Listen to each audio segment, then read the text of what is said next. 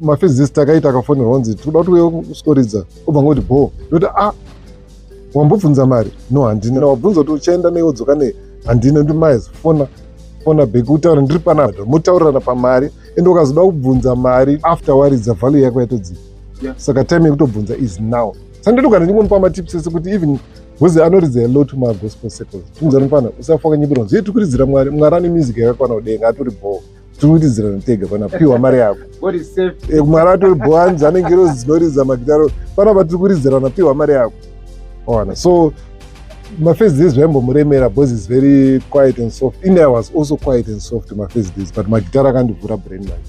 Kana udaudza kunhu kune capitalism kumagitara. So at times ukaita too soft seri unodya usoft hwako. No, there's a difference between humility and kupusa manje. Kana uchitya kubvunza mari yako haisi humility kupusa manje. Well, it's monosophical. It is what it is.